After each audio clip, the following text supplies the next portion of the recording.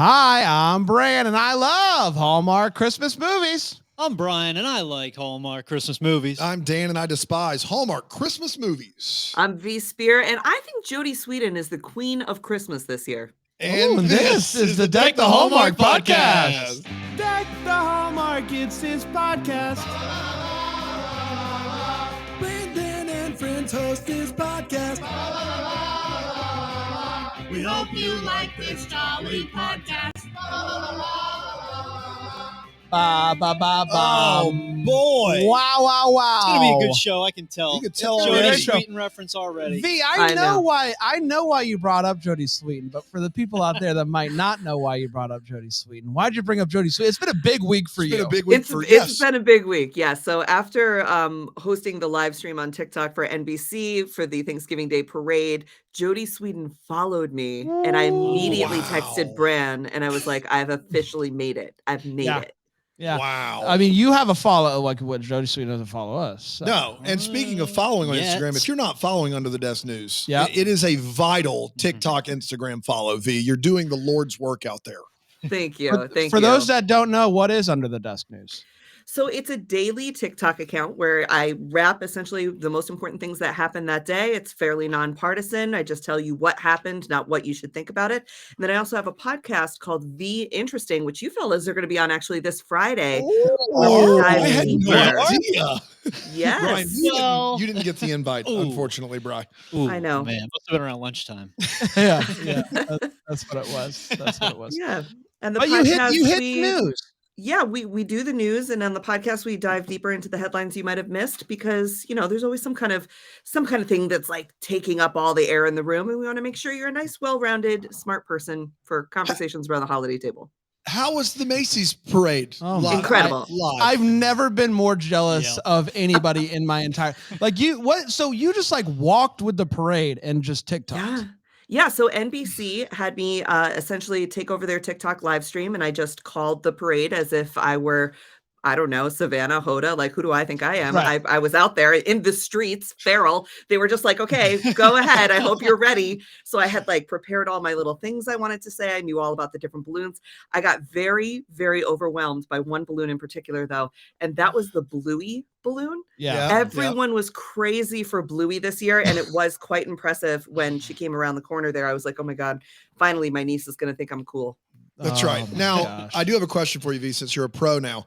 Brian, and myself are all going to be live streaming and judging Greenville, South Carolina's Christmas parade, Oh, Which wow. is this weekend. which is this Saturday. Yeah. And we're going to live stream it and we're going to record it. Is it bigger It's- deal yeah. than TikToking the Macy's Macy's parade? Day. I'll let you be the judge. I don't know. Think Macy's and think bigger. And that's what we have here. And so give us some tips on how we should go about this to keep it fresh for the people. So what I found is that people like the history facts. So I had a lot of history of the parade. I had a lot of fun facts. And then I don't know why this happened to my brain, but the Tarpon Springs High School was doing like a 1940s Christmas. And so I was like, and Tarpon Springs Marching Band is next, and they're doing a 1940s Christmas. You know what's not such a fun fact about the 1940s was when and my producer is looking at me like, where are we going with this? And I'm like, when Macy's had to melt down all the balloons to donate the rubber to the war effort in 1943. Oh, wow. Isn't that incredible? So I would say keep You your brought it World back War- to war. You I did it. did. I would say keep your World War facts to yourself, perhaps. But other than that, people are really excited about like how many balloons, who made the balloon, what did they used to do, when did the parade start, who's on the floats, what do they sing, fun facts about them.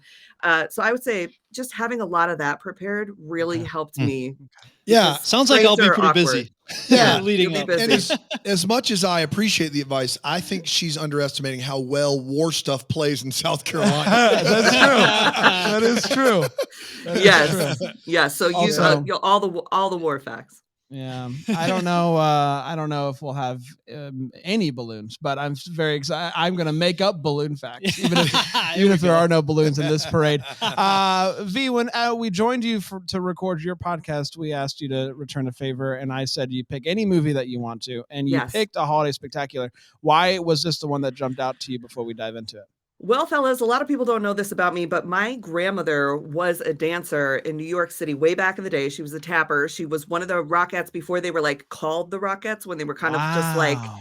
That's great. fancy women back then. Now, we're gonna get into the movie, but the Rockettes, they were kind of dangerous gals back in the 30s and Yeah. 40s. They were fast and loose out there. And this movie definitely presents them as very wholesome figures that they've come to be. But having a showbiz grandma, I was like, this is the perfect movie for me. And I think, knowing as much as I did about the Rockettes, it was difficult sometimes, because I was like, that didn't happen. And then I'm like, no, Right. we're in the Hallmark world. Right. But Well, it we was will great. get into all of those things. But first, let me tell you all about it in case you missed it. A Holiday Spectacular originally aired on November 27th, 2022, and it went a little something like this. The movie starts off in the lobby of Radio City as a little girl comes running out. Her name is Lucy. Lucy is auditioning for the Nutcracker, and all of the other girls are saying that she's only making it to the final round because of her grandma, Margaret. She was a Rockette. She comes running out of the lobby. Grandma Margaret is there. I guess she like lives at Radio City, and tells the story of her becoming a Rockette. We do that by flashing back to 1956. She's watching the Thanksgiving parade, minus TikTok, and she sees the Rockettes, and she knows in that moment what she wants to do. The only problem with that is she's a part of an absolutely filthy rich family, and they have other plans for her. Move forward a year, we find out that plan is an arranged marriage with a guy named Maxwell, who likes polo and doesn't know her middle name, so he's a real winner. She's at dance class, sees an audition flyer for the Rockettes, so despite knowing that she won't be able to do it because she's planning a wedding that she's not excited about, she auditions anyways. She has to be at the auditions beginning. So she does the audition. She gets in. She has to be in New York by November 1st. You got it. The word audition is in here a lot. Too many times. I'm sorry. So she has to be in New York by November 1st. And so she lies to her parents and tells them that she's going to meet with like a designer for a wedding dress in the big city. She's going to stay with her friend Kitty in New York. Kitty invites her to stay with her. But she tells her that she has to be staying at the Rockette home for the dancers. Outside of that home, she bumps into a sailor named John. John is a hunk who apparently takes pictures for the Navy, but still leads with, I'm in the Navy. Moneybags Maggie is shocked to find out that she has to share a room, but her roommate is Sophia, and Sophia's great. She helps her adjust to Rockette life like wearing pants to practice. They rehearse a lot. Lots of kicking, lots of costume changes. Brian, I know for a fact, was in heaven with the amount of rehearsal. We'll get to it. John's family owns a market and is excited to see her come in one day after practice. He keeps shooting his shot. You keep doing that, buddy. It's going to pan out. After the dancers get closer and closer as friends, Maggie finally comes clean with the fact that she comes from big money. She dances in the Thanksgiving parade and people are like, are you worried about your parents? And she's like, I'm not worried about my parents finding out because they never watched a parade. Mom was watching the parade, but was like only half watching it. She does like a double take, so did not fully realize that it was her daughter on TV. They remain in the dark about what she's actually doing in New York. At a Christmas tree lot, John and Maggie bump into each other again. They are having a wonderful New York night. They're eating chestnuts by an open fire. They're enjoying the snow. Josh is taking pictures because he's in the Navy, and they start to dance around. Josh and his friends bring over a Christmas tree to the Rockette house, which is supposed to be girls only. But you bring the head honcho over there, corned beef sandwich, and anything goes. They have an amazing night decorating, and Maggie asks Josh questions that she asked Maxwell earlier. And she is not disappointed by his answers, unlike Maxwell. John and his parents come to see her as a surprise. He tells her that he's inspired by her when he watches her on stage, and now he wants to pursue non-Navy-centered photography. He takes her out at a stroll as friends. And they go look at the Rockefeller tree together. They the next day, Kitty rushes over, tells her that her parents are coming into town. She runs over, continues to lie to them. Maggie has to lie even more to cover for why she's gone most of the day doing Rockette business. Her director's like, hey, I can tell that something's up. And she kind of tells him, and he's like, you know what? Take the rest of the day off. Figure this out. Maxwell is at lunch as a surprise and gives her tickets to see the Radio City Rockettes. It is a great gift for somebody who is not a Radio City Rockette. She tells them, everybody at the table, that the truth, that she is a Rockette. And they are real mad about this. Then she tells Maxwell that she doesn't want to marry him. And he's like, no worries, baby girl. I don't even know if love exists. Margaret tells John the truth about choosing New York and this life. Also about being engaged. John really focuses on that engaged part, but is upset because he's like, you told me to be honest with my parents, and I told them that I wanted to be a non-Navy photographer, and they got mad at me for not wanting to take over the family business. You lied to me the whole time. It's time for the last show of the season, and there's all sorts of people that are excited about this, and Maggie's mom ends up showing up. She met the mother of John, whatever his name is, and that they're all going there together. And she finally comes. She tells Maggie that she is proud of her, doing a great job, and that she'll straighten out the dad. Don't you worry. Also approves of the non-rich guy that she's in love with. Maggie thanks John for coming. They kiss on stage, and Grandma tells Lucy that she can do it too. Gives her the nutcracker pin. Grandpa John comes up and is like, son of a gun. They kiss. We all watch them kiss, old and young. And that, my friends, was a holiday spectacular. We did it. What a show. I did see non-Navy photographer live, and they were fantastic. And I want to get that on the announced show. It was under-marketed. That's right. Yeah. It was almost just a house show. You know what I mean? Let's take a quick break. We'll come back and we'll break down a holiday spectacular with our 4 segments here on Deck the Hallmark.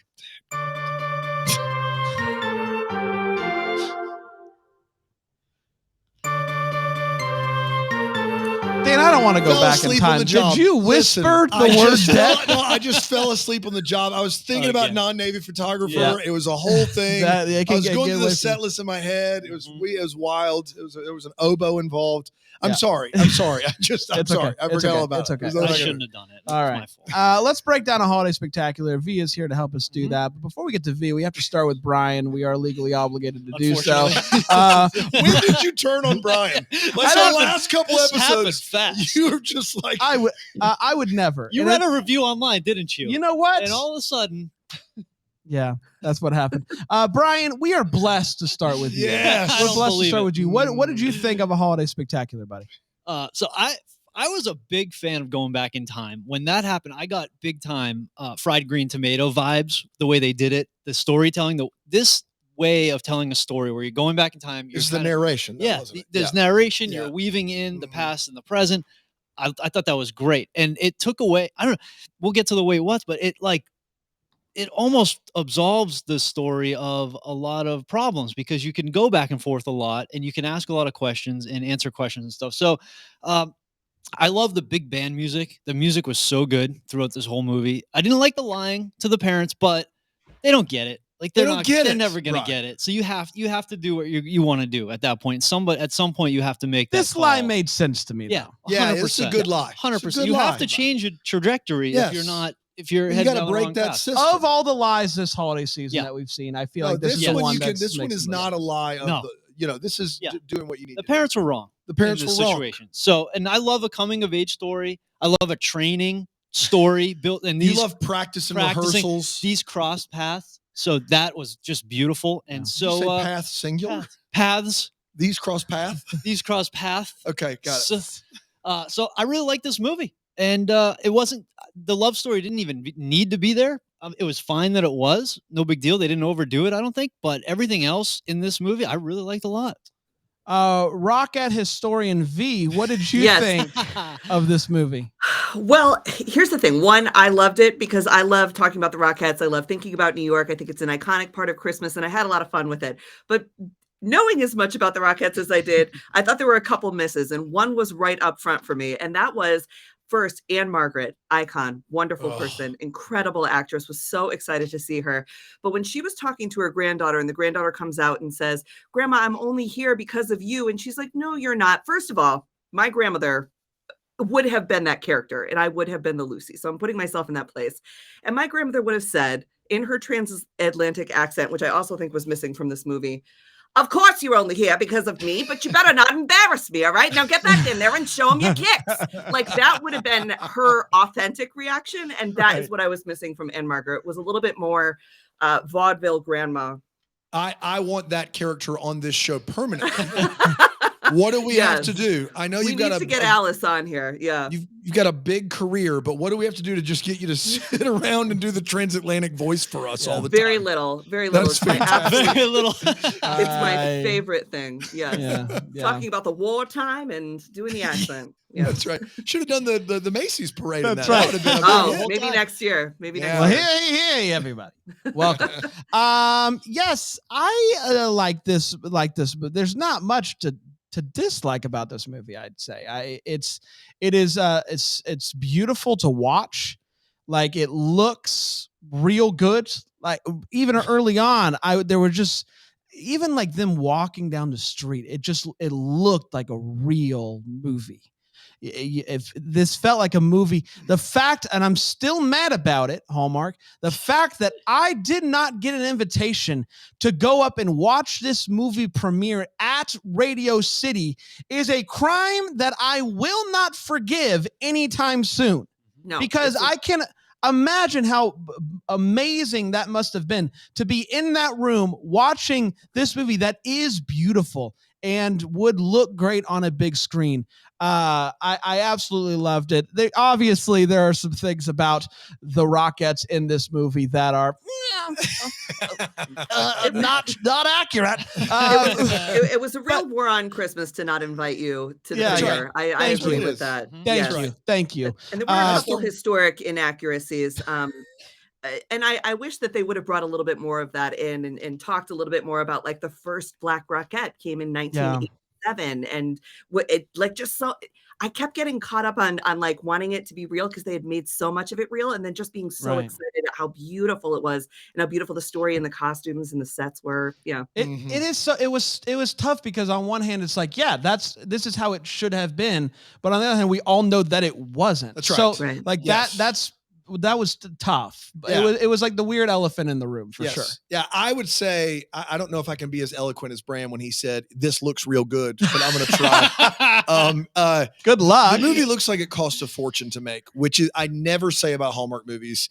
There are several sweeping shots of Radio City Music Hall that are that scene, the first scene in Radio City, fantastic over all the chairs. They also do the bookends of this movie are fantastic. The Anne Margaret scenes at the beginning and at the end where they juxtapose the old and young couple.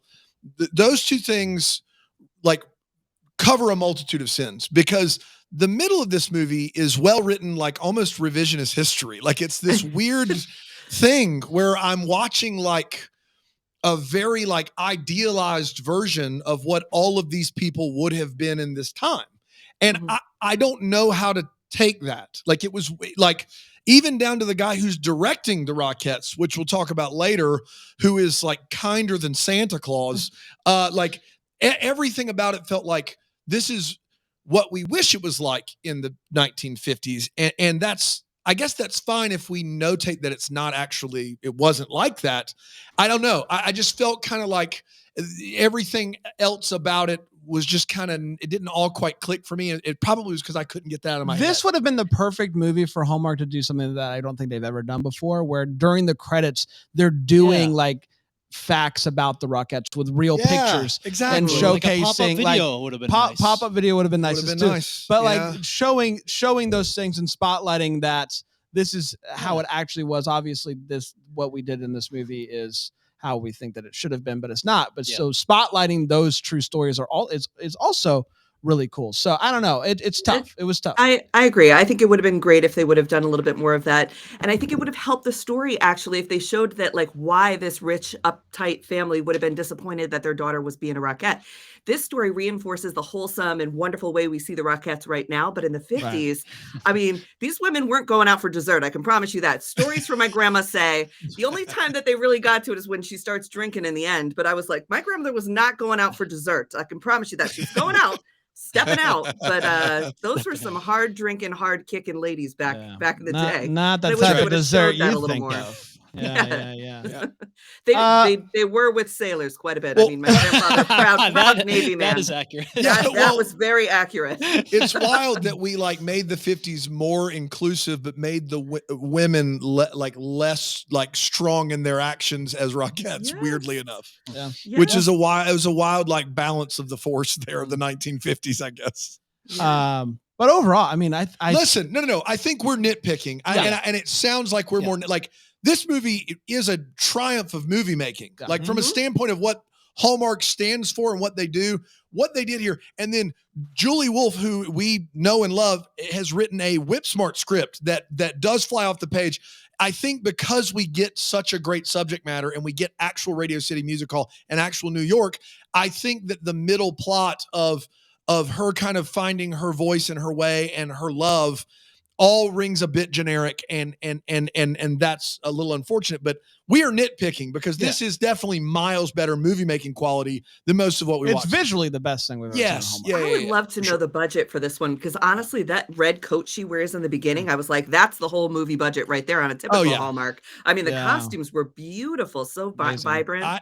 I got to talk to Julie at Rama Drama, and she told me that the movie was already done, and she said she didn't know the number, but she knows the budget was higher on this movie, and it just had to be. There's no way around it. Sure. And Margaret, Radio City Music Hall, that coat. I mean, all of it. I mean, a standard $2 million budget, like, is not cutting it. There's just no way. But the cool thing about it, like, we found out that they shot this like right after the Christmas Spectacular of 21 wrapped. So like it was still like they came in and they shot it in the time that they had before they undecorated for Christmas. And so it's all like real Rockettes. They use real Rockettes, which is awesome. Yeah, very cool.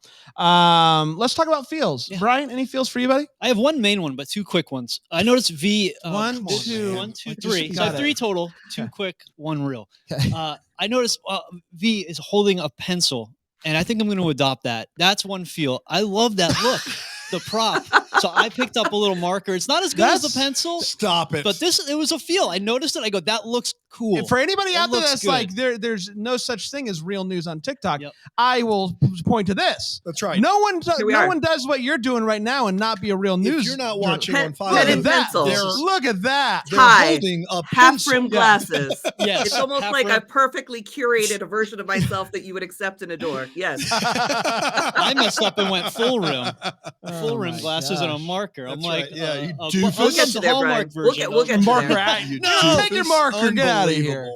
No, it's not a pencil. It's not welcome. All right, do you have any feels that isn't just sucking up to the guest? Absolutely.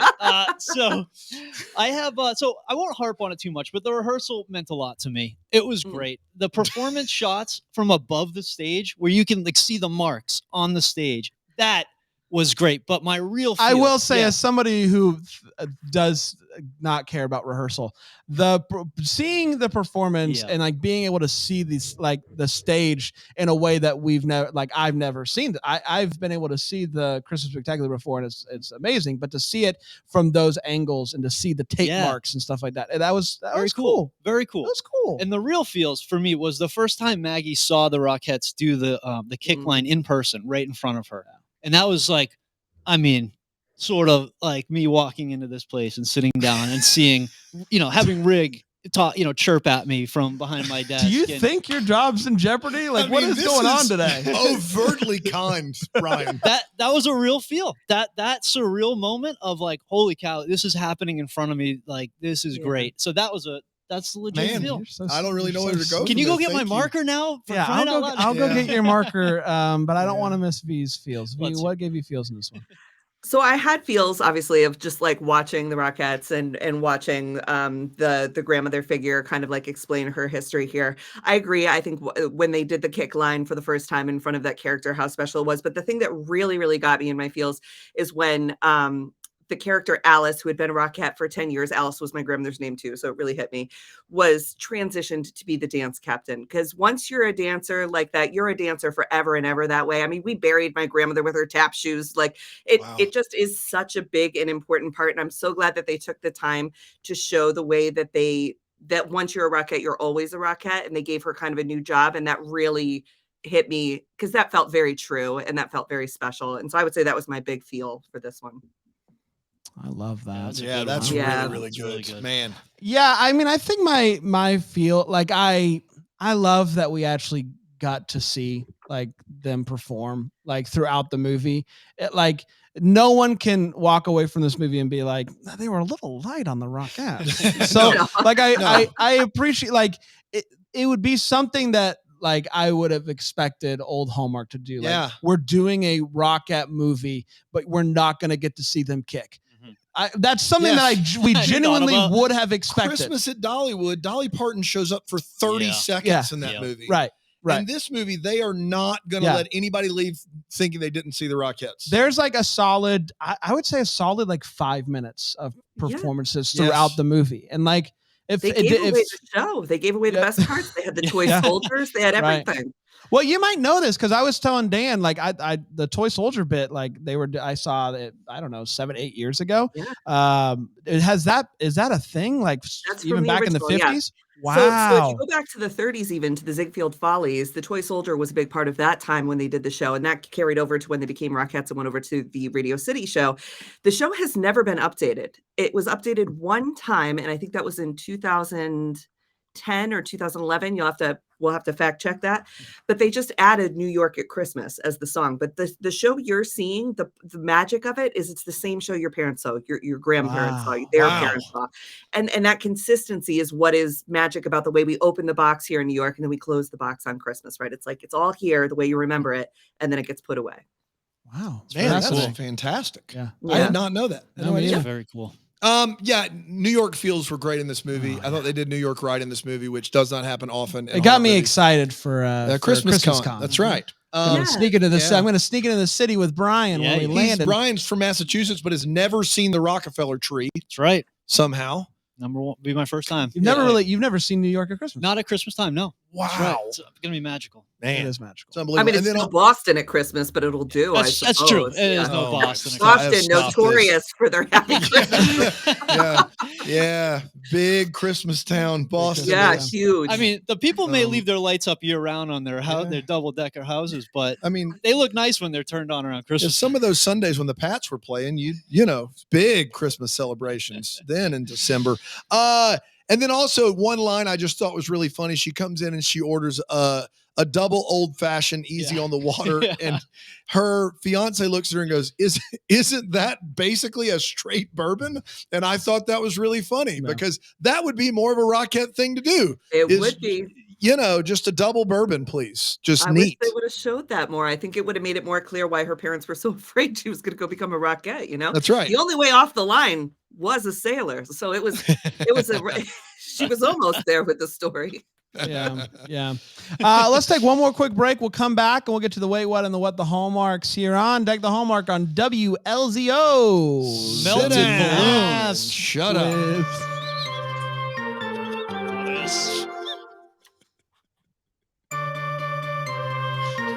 Welcome back to Deck the Hallmark. Why would a radio station's call signal be sit down and shut up? Why would it be it's that? Not kind. I don't know why you would do that. I don't know if you could hear it, but the real one is the math quiz, which also doesn't make sense. What was the one you said? Melted balloons. Melted balloons. Topical. Yeah. Topical. That's very good. Very topical radio station today. Wow. All three of those are terrible radio call signs. They're not great. Just the worst. Let's get to the wait what's, and let's start with you, Brian. What in this movie made you go wait what, if you have any? I got it barely. But I did think, and this was like a theme, and V, you kind of touched on this very, very clearly. When all the girls first met, I was like, they're way too campy. Like, it didn't feel like that's how it would be. And yeah, they sort of glossed over how people would really interact and how they probably treated each other for real. But it felt too campy, and it was sort of like the theme across the board. Like I did a little research too and realized that there would not have been a person of color in the Rockettes at that point. But I'm glad for the sake of this movie, like this was better. I'm glad they did that. So it is a little revisionist, but I'm glad they did it that way because it makes more sense. And just a solid 30 years early. Yeah, just by 30 years they missed it. My thing is I'm happy for the idealized version, but I don't want people to feel better about the actual 1950s. That's where I am. I'm caught in that moment. Yeah. Well, I guilted myself the whole time, so don't worry about me. I felt guilty for enjoying the way what I was seeing. And the only other thing was she went to one audition and then she was a Rockette, and that's sort of what the Hallmark, but like I don't know, is that how it worked? Like one audition and you're in? No. That just didn't seem right. No, thank you. The Rockettes are not an exclusive club at all. If you if your toe can get above your waist, you're in. You're in. That's all it takes. Just boom, I'm in. I just your heart below your knees, Rockettes. Though. That's it. Yeah. Never go head below your heart. Blood pressure is a mess. That's Blood pressure. That's true. Any more? That's it. V, anything stick out to you as a wait what? So two things, one good, one bad. So the first one was, why was the girl from Cleveland, Ohio so mean? Like they had Janet from Cleveland. My wife is from Ohio. She's the most wonderful, lovely person. Everyone I've ever met from Ohio is lovely. And then they have Janet from Cleveland coming in hot and mean. And I thought that was a wait what? I was like, it's Midwest nice for a reason. I didn't get why Janet was so standoffish. I hope your wife didn't listen to the episode where we gave Ohio a hard time. I'm sure she did. We listened to all of them. Yep, that one. But the one that was a wait what in a good way was, like I said, I kept waiting for this kind of like jazzy transatlantic accent to come about. And the woman who was in charge of the house of the women's boarding home, when John is outside and he's like, I'm from the Navy, which he could not stop saying, which is also very accurate. She goes, well, there are no ships on there's no ships on 52nd Street. Ship out, sailor. And I loved that. And that was like a wait, what and I love it kind of way. Because it was like, what? They can do the accent? Why aren't they? Why aren't they doing it? No kidding. Those were some of mine. The taxi that she comes into New York City on has Christmas decorations in the back window, which I'm not knocking it. I loved it, but I also it just seemed like something that I would do. So I don't know, which doesn't seem like the norm. When they did the Christmas tree and they lit up the lights were already lit up, which was nice. So they plug into the wall the star on the top of the tree, which means that the star on top of the tree is one long cord, which is one way to do it. That certainly is one way to do it. I refuse to believe that you could be somebody who's not from New York City and spend a month plus doing a show at Radio City and not walk a block to see the tree. Oh, no. I refuse to believe it. No. I don't care who you are. I don't care how tired you are. I don't care how many shows you're doing. If you've never seen it, it's a block away. It's a block away. One time we were in New York for Good Morning America, and Panda had never seen it, and we literally walked, I think, 12 blocks to see it. I feel like you could see it from the you doors. can. Yes, it's just a pop. It's just right there. She would have passed it by accident, probably. It's half a block, actually. Man, it's just, I refuse to believe it. It's not possible. And I also just got the biggest kick out of our guy, Maxwell, who throughout this movie is like the dumbest guy in the world. In the world. But he throws a bomb out of nowhere. This guy hasn't said anything smart all movie. And then he's just like, I actually, I'm not even sure if love exists at all. It's like, where'd this guy come from? Dude. What is this guy? Is he staying up at night just pondering life? Where did everything begin? Is love real? But all he's coming up with is, Polo's cool, huh? Who is this guy? Out of nowhere. I did not expect that guy to be I don't know. I'm kind of on the fence about whether love exists at all. I mean, he didn't hear from his fiance for 2 months, so maybe he was up worried about it. I mean, that's possible. Actually, the genesis of the song "What Is Love, Baby Don't Hurt Me." Don't hurt me. It's Maxwell. Yes, his family. Maxwell thinking that love doesn't exist. Yeah. He's a meathead, and all of a sudden he's like, you know what? What if we're all in a simulation?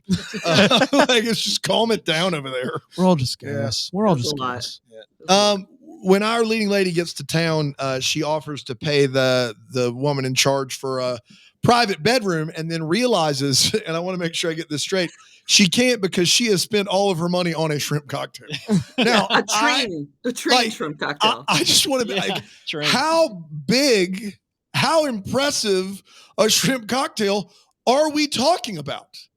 I mean, it has to be like $1, right? It's the 1950s. Yeah, how much money did you have, lady? Did you give like a $10 tip? Was this shrimp cocktail crusted in gold? How did you spend all your money on a shrimp cocktail? How did you have so much money and then you never saw a shrimp cocktail in Philadelphia? That's right. Yeah.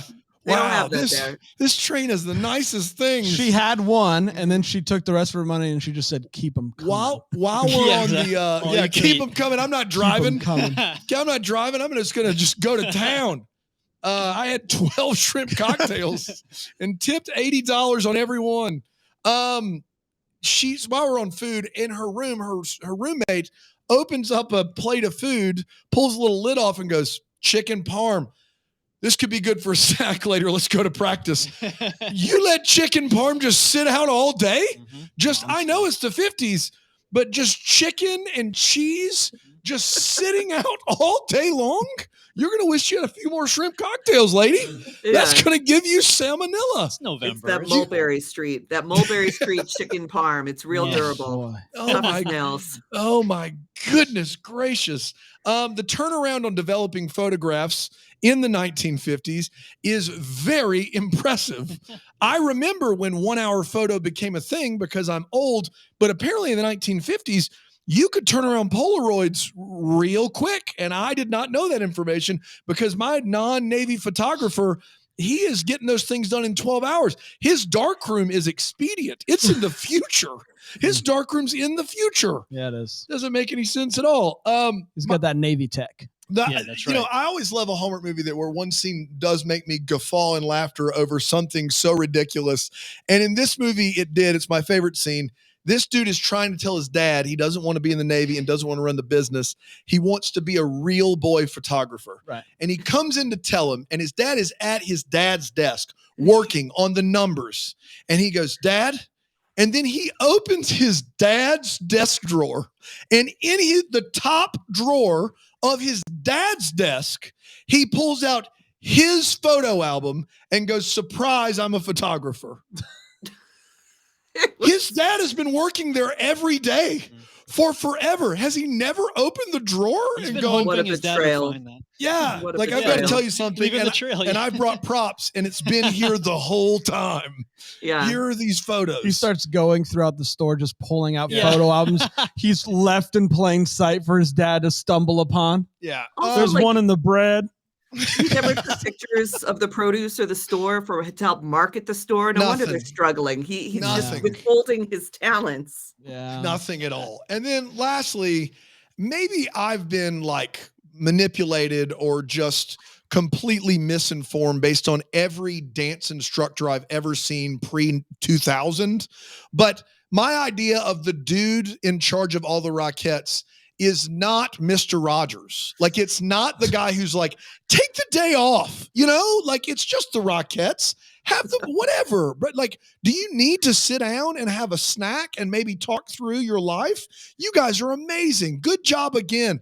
I just didn't know what to think about this character because in my head is like a Phosphor Dan situation or whatever that, like, it's like a different, like, whatever that is supposed to be was not what I was picturing at all. And maybe that was just me, but it made me say, wait, what, all movie long?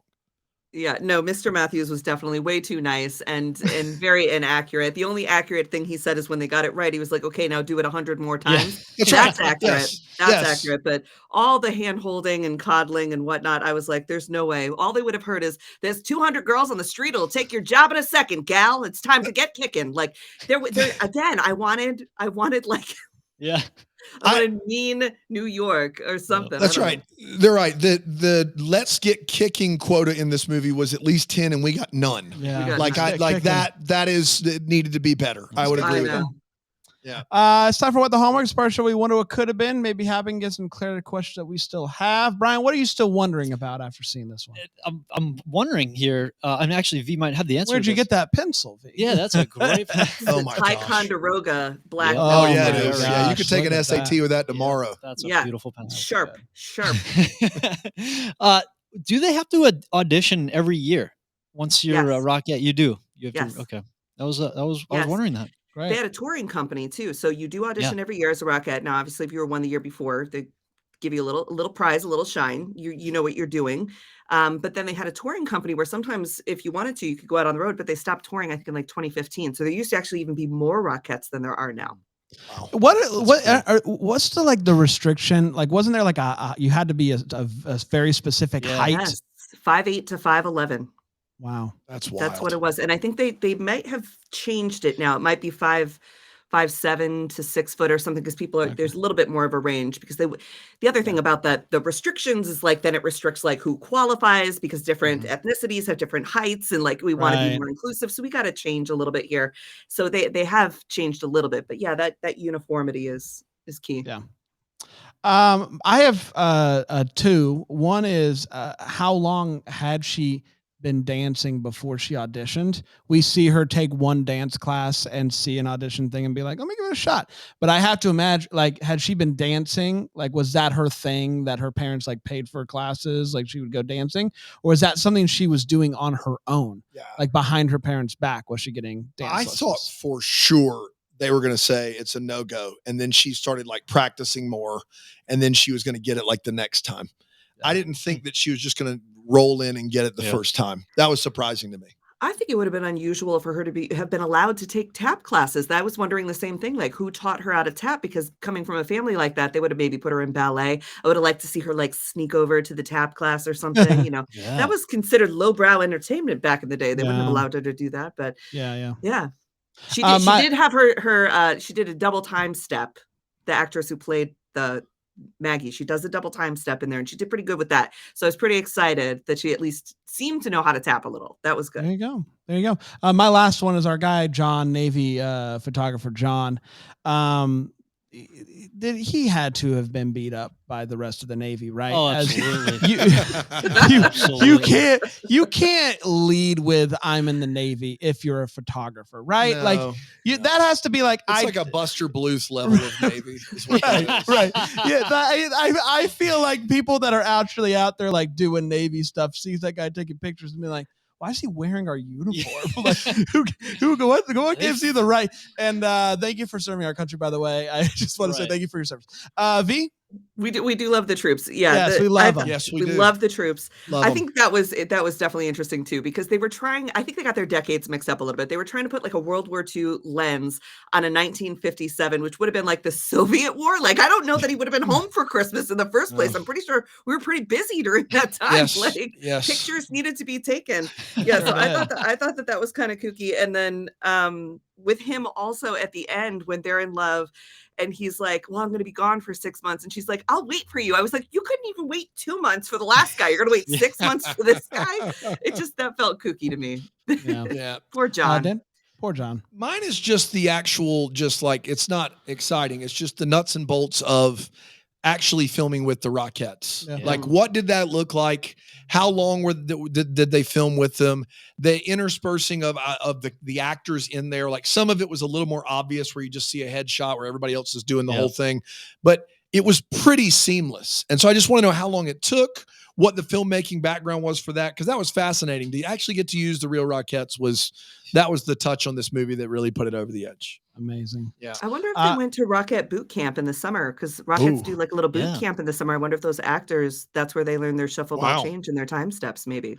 That's a good question. You do a great shuffle ball change. I do, and I don't want to do it here because I need space. That's like a Bramble Jam Plus. You got to pay extra for that. I need space, and I'm not warmed up. An oxygen tank. I had a potato soup for lunch. Yeah.